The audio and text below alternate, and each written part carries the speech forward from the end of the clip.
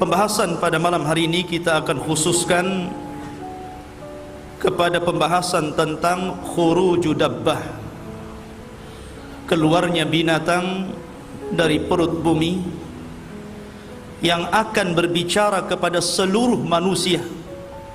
Tidak ada satupun manusia kecuali akan diajak bicara oleh binatang ini. Dan fitnatud dabbah ini, ataupun fitnah binatang yang melata, yang bisa bicara dan memberikan tanda kepada mukmin dan kafir, ini tanda-tanda alamat yang berbeda dengan tanda-tanda alamat sebelumnya. Karena tanda-tanda ini sangat asing sekali.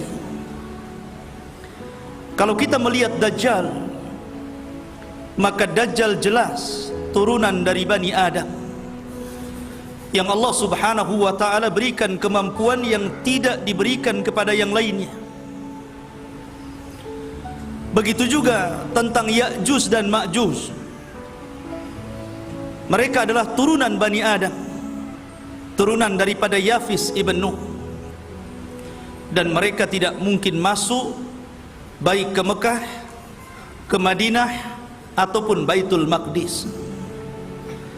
Tapi binatang ini bukan dari keturunan Bani Adam, dan dia bisa masuk ke Mekah, bahkan juga keluarnya dari Mekah atau dekat dengan Mekah, dan juga dia bisa masuk ke Madinah, bahkan ke Baitul Maqdis. Sehingga alamah kiamah yang kita akan jelaskan ini lebih aneh daripada alamah sebelumnya. Tapi ini bukan dongeng, ini kenyataan yang akan berlaku di akhir zaman. Ma'asyiral muslimin rahimani wa rahimakumullah. Sebelum kejadian ini, kita tahu bahwa Allah subhanahu wa ta'ala mengingatkan manusia dengan datangnya dukhan.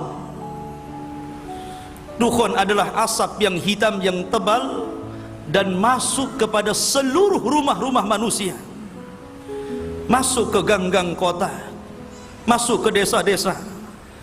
Bahkan Allah subhanahu wa ta'ala mengatakan, fartaqib yauma ta'tis sama bidukhanim mubin. Allah menyebutkan bahwa kelak akan ada dukhan. Walaupun sebagian para sahabat khilaf.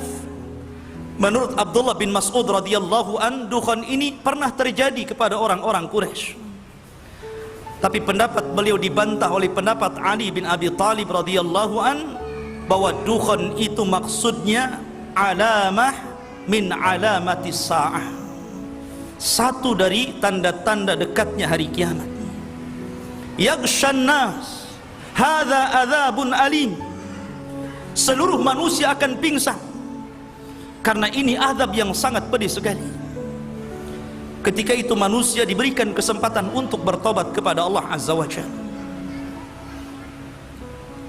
Allah memberikan kesempatan manusia untuk kembali kepada Allah, tapi rupanya sama sekali tidak berpengaruh dukhan itu kepada kesadaran orang-orang. Ma'asyiral muslimin rahimani wa rahimakumullah. Kita tahu bahwa setelah Nabi Isa bin Maryam meninggal dunia, maka manusia di atas puncak kehebatan, kesuburan, kenyamanan. Manusia kaya di mana-mana, tumbuhan tumbuh di mana-mana, buah-buahan di mana-mana, binatang ternak di mana-mana. Sehingga Nabi SAW mengatakan, tuba liman aish ba'dal masih, beruntung orang-orang yang hidup setelah Al-Masih Ibn Maryam, karena mereka hidup luar biasa. Sampai pada waktu ketika mereka tertidur, tidur pulas, kemudian datanglah waktu subuh, seluruh manusia bangun. Orang-orang yang beriman sebagaimana aktivitas mereka melaksanakan sholat subuh. Mereka berangkat dari rumah-rumah mereka ke masjid. Tetapi selepas sholat subuh, matahari tidak kunjung muncul. Kemudian orang-orang pun bertanya, jam berapa ini? Maka orang-orang menjawab, ini sudah siang, sudah pun duhur, tapi matahari tetap gelap. Kemudian ditunggu lagi sampai asar, matahari nggak muncul juga. Sampai akhirnya yang harusnya matahari itu di waktu tenggelamnya, tiba-tiba matahari muncul, tapi bukan dari arah terbitnya, muncul dari arah barat. Ma'asyiral muslimin rahimani wa rahimakumullah, terjadi khilaf para ulama, mana yang lebih dahulu antara matahari terbit dari arah barat ataukah kemunculan dabatul ar, binatang besar yang akan berbicara kepada manusia. Sebagian para ulama mengatakan bahwa munculnya binatang itu 1 atau 2 hari setelah terbit matahari dari barat. Ada yang mengatakan binatang itu muncul dulu, baru 1-2 hari muncul matahari terbit dari barat. Allahu a'lam mana yang lebih dahulu. Tapi tidak jauh jaraknya antara sehari atau 2 hari antara kemunculan binatang dengan terbitnya matahari. Tapi yang jelas ikhwatu fiddin, ketika matahari terbit diizinkan Allah subhanahu wa ta'ala untuk terbit dari barat. Ikhwan, antum harus paham bahwa ketika matahari tenggelam, matahari tidak mengelilingi bumi sebagaimana pelajaran yang ma'ruf antum pelajari di sekolah-sekolah. Tapi matahari itu menghadap Allah untuk minta izin. Hampir-hampir dia tidak diberi izin untuk terbit kembali dari arah terbitnya. Setiap hari mereka datang kepada Allah dan sujud, kemudian minta izin untuk tidak terbit. Tapi Allah mengatakan tetaplah kau terbit dari arah timur. Sampai pada waktunya Allah subhanahu wa ta'ala memerintahkan matahari untuk terbit dari arah barat. Ketika matahari terbit dari arah barat, subhanallah, seluruh manusia yang mukmin semakin kuat imannya, yang kafir semuanya masuk Islam. Yusaddiqul kadzib, tiba-tiba para pendusta menjadi jujur. Wa yu'minul kafir, tiba-tiba orang kafir beriman. Tapi apa manfaat keimanannya ketika itu? Karena terbitnya matahari dari arah barat itu liyahya man hayya am bayyinatin wa yuhlika man halaka am bayyinatin. Allah subhanahu wa ta'ala akan meneguhkan keimanan orang yang sebelumnya beriman dan akan menghancurkan orang-orang yang sebelumnya kafir dan tidak beriman. Ketika itu para duat, para da'i, para ustaz yang biasa mengajak manusia ke dalam Islam, yang biasa mengajak manusia kepada kebaikan dan ibadah kepada Allah, semuanya terhenti, tidak ada dakwah lagi. Kenapa? Percuma. Kalaupun dia berdakwah, kemudian manusia masuk ke dalam dakwahnya, beriman kepada Allah, tidak bermanfaat keimanannya. Ma'asyiral muslimin, inilah yang dikatakan di dalam Al-Quranul Karim. Allah subhanahu wa ta'ala berfirman, wa idzal waqa'al qawlu alaihim akhrajna lahum dabatul ar tukallimuhumun nas tukallimuhum anna an-nasa kanu bi ayatina la yuqinun.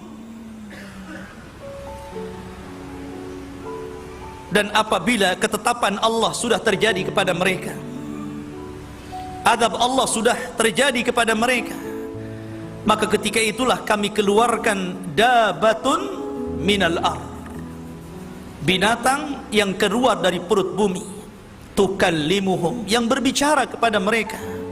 Sesungguhnya manusia, mereka dengan tanda-tanda kebesaran kami tidak yakin. Setelah itu muncul dabah. Lah dabah ini tugasnya yang pertama kali adalah memberikan stempel. Kalau dia seorang mukmin akan distempel dahinya, kemudian keluar cahaya. Kalau dia orang kafir akan diberi tanda di hidungnya sehingga menjadi gelap. Ketika itu nama-nama manusia terangkat. Tidak ada orang memanggil dengan namanya. Panggilan ketika itu cuman ada 2, ya mukmin wa ya kafir. Itu saja. Sampai dijelaskan dalam hadis yang sahih, kata-kata ini menyebar di pasar-pasar. Jadi kalau antum berjualan kemudian mengambil barang dari orang kafir, antum akan mengatakan, saya mengambil barang itu dari si kafir. Kata orang kafir, saya membeli barang itu dari si mukmin. Sudah tidak ada lagi nama-nama, yang ada mukmin dan kafir saja. Subhanallah. Tetapi sudah biasa, tidak sakit hati. Ma'asyiral muslimin, jamaah sekalian yang dirahmati Allah Subhanahu wa taala, kita akan fokus membahas misteri tentang binatang yang bisa bicara ini. Kan ini pembahasan panjang, mohon sabar. Ma'asyiral muslimin, tadi saya sudah katakan bahwa munculnya binatang ini berdekatan dengan terbitnya matahari dari barat, entah 1 hari atau 2 hari. Dan apabila telah terkumpul munculnya Dajjal, terbitnya matahari dari arah barat, munculnya Dabatul Ar, maka ketika itu tidak manfaat lagi iman seseorang, kecuali sebelumnya dia telah beriman.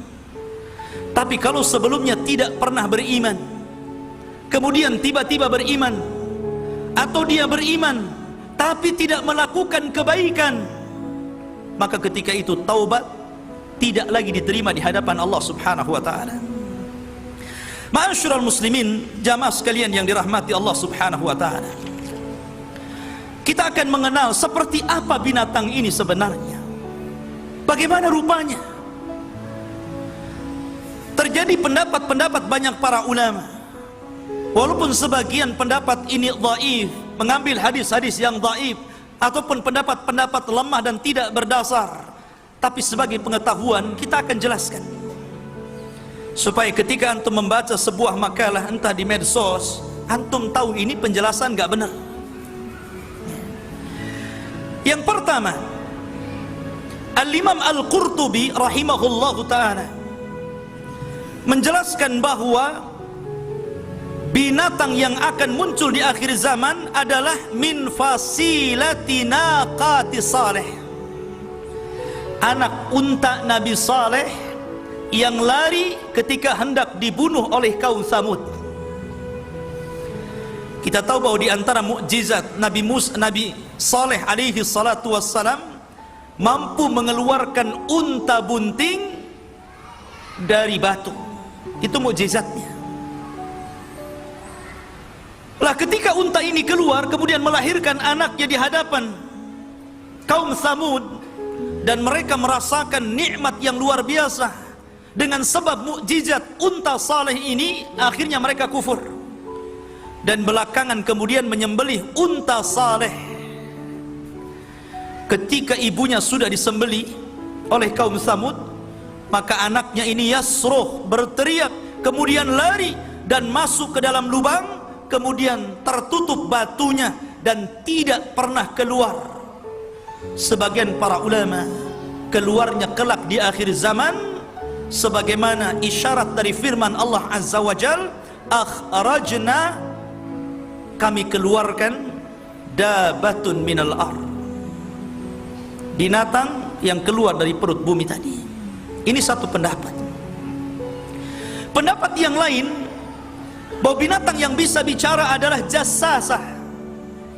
Anda ingat ketika saya bercerita tentang hadis Tamim ibn Aus Ad-Dari yang membawa 30 awak kapal, kemudian terdampar karena kapalnya diombang-ambingkan ombak, terdampar di sebuah pulau, kemudian masuk ke dalam hutan, tiba-tiba bertemu dengan jassasah.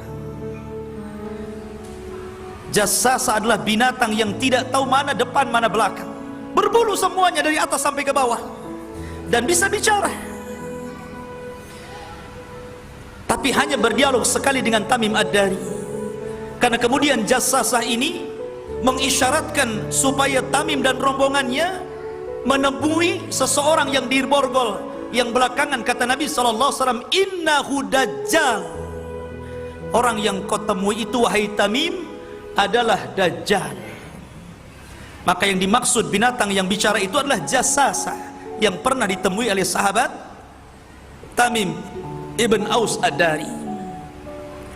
Kemudian pendapat yang ketiga, bahwa binatang itu adalah ular yang pernah menghalang-halangi orang-orang Quraisy ketika hendak merobohkan Ka'bah dan membangunnya kembali. Karena kita tahu ketika Nabi SAW berusia remaja belasan tahun, terjadi banjir. Banjir ini merobohkan sebagian bangunan Mekah. Kemudian orang-orang Quraisy membangun lagi Ka'bah, tetapi karena kurang dananya, karena mereka mewajibkan bahwa dana untuk membangun Ka'bah harus dari dana yang halal, sehingga tidak terkumpul banyak. Makanya tidak bisa menyelesaikan pembangunan Ka'bah seperti bangunan Ibrahim. Makanya mereka hanya bisa menyelesaikan separuh saja. Dan separuhnya kemudian diberikan tembok yang kita kenal dengan Hijr Ismail. Sebenarnya itu bagian daripada Ka'bah. Lah ketika orang Quraisy ini hendak merobohkan dan membangunnya, tiba-tiba ada ular. Mereka takut. Kemudian tiba-tiba Allah mengutus burung dan mengambil ular itu, kemudian diterbangkan entah kemana. Maka orang-orang Quraisy mengatakan bahwa apa yang mereka lakukan adalah kebenaran, karena tidak ada lagi yang mengganggu mereka. Mulailah mereka merobohkan Ka'bah dan membangunnya. Sebagian ulama mengatakan bahwa dabah itu adalah ular yang pernah menghalang-halangi orang Quraisy ketika membangun Ka'bah. Ini tiga pendapat. Kemudian pendapat yang lain, tetapi pendapat ini sangat lemah, bahwa yang dimaksud dabah adalah manusia yang selalu mengingkari kemungkaran, memberantas kesyirikan, memberantas orang-orang yang menyelisih sunnah Rasul, memberantas orang-orang yang senantiasa melakukan dosa-dosa besar. Kalau memang ini dabah, berarti sudah muncul setiap hari. Dai-dai banyak. Berarti dai itu dabah kan begitu. Termasuk saya, nggak terima saya. Masa saya dikatakan dabah, gitu kan? Jadi yang dimaksud ini dhaif sekali, karena bagaimanapun dabah itu diisyaratkan kepada binatang, bukan kepada manusia. Ini pendapat yang lemah, nggak usah diambil. Kemudian ada juga yang mengatakan bahwa dabah itu ismul jinsi, nama jenis, bahwa seluruh binatang yang melata itu namanya dabah. Sebagaimana ketika Allah Subhanahu wa taala mengisyaratkan tentang robohnya singgasana Sulaiman, ketika itu digerogoti dabah, binatang-binatang melata. Jin tidak tahu kalau Sulaiman itu mati.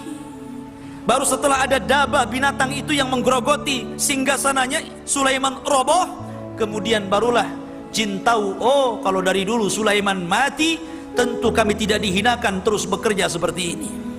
Menunjukkan bahwa jin tidak tahu yang gaib. Dan yang terakhir, ada yang mengatakan bahwa dabah ini memiliki seluruh sifat binatang. Ini yang aneh. Sebagaimana dikatakan oleh Al-Imam Ibnu Jurayj dari Ibnu Zubair radhiyallahu anhu, bahwa dabah itu ra'suha ra'su saurin, kepalanya seperti banteng. Kemudian ainuha ainul khinzir, matanya seperti mata babi. Wa udhunuha udhunu filin, dan telinganya seperti gajah. Wa qarnuha qarnu ailin, tanduknya seperti rusa.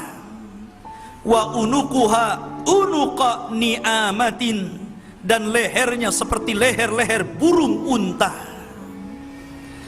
Wa sadruha sadru asadin, dadanya seperti dada harimau, dada asad, singa. Wa launuha launun namar, dan warnanya seperti harimau. Wa khasiratuha khasiratu hirrin, dan rusuknya seperti rusuk kucing. Wa dhambuha dhambu kabsin, ekornya seperti kabs. Kabs itu kambing gibas, kambing yang wol, yang berbulu itu. wa qawaimuha qawaimu ba'irin, dan tingginya seperti unta. Kayak apa itu? Coba bayangkan. Kepalanya kayak banteng, matanya kayak babi, telinganya kayak gajah, tanduknya kayak rusa, kemudian lehernya kayak burung unta, kemudian dadanya kayak asad, singa, warnanya kayak harimau, rusuknya kayak kucing, kemudian ekornya kayak ekor kambing kibas, dan tingginya seperti unta. Kayak apa coba? Coba antum gambar gitu. Oh, kayak gini rupanya. Ya. Ma'asyiral muslimin rahimani. Kemudian dalam riwayat yang dhaif, tapi dhaif, binatang itu membawa dua barang pusaka. Satu tongkatnya Nabi Musa, dan satunya stempelnya stempel Sulaiman. Jadi kalau dia memukul orang-orang yang beriman, maka akan dipukul oleh tongkat Musa dahinya dan akan bercahaya. Ada yang mengatakan sebaliknya, di stempel Sulaiman kemudian akan bercahaya, dan apabila ketemu orang kafir maka akan dipukul hidungnya sehingga gosong. Ini yang menandakan mana mukmin mana kafir ini. Ma'asyiral muslimin, jamaah sekalian dirahmati Allah Subhanahu wa taala. Kemudian dari mana keluarnya? Dan di mana sekarang ini dia? Kalau Dajjal jelas, Nabi SAW mengisyaratkan di mana keluarnya. Ya'juj dan Ma'juj juga jelas. Nabi SAW mengarahkan ke arah timur. Tapi Dabbah ini terjadi banyak khilaf para ulama. Walaupun ada kesepakatan di antara ulama bahwa dia akan muncul di Mekah atau berdekatan dengan kota Mekah. Jadi akan muncul di situ. Pendapat yang pertama, dan ini pendapat Abdullah ibn Buraidah, bahwa Dabbah itu akan keluar dari sebuah perkampungan padang pasir. Disitulah dia pernah berjalan bersama Rasul. Kemudian Rasul berhenti. Kata Nabi SAW, hadza maudhi'ud dabbah. Disinilah kelak binatang yang bicara itu muncul. Ini menurut Abdullah ibn Buraidah. Ada yang mengatakan bahwa perkampungan itu di daerah Tihama, yang kata Nabi SAW apabila menyebutkan amalan-amalan mengisyaratkan kalau enggak dengan gunung Uhud, gunung Tihama. Kata Rasul, kalau seandainya engkau punya pahala sebesar gunung Tihama, maka itu akan dihancurkan dengan kemaksiatan yang dilakukan secara tidak terang-terangan. Rasul mempermisalkan gunung Tihama. Dari situ Dabbah itu keluar.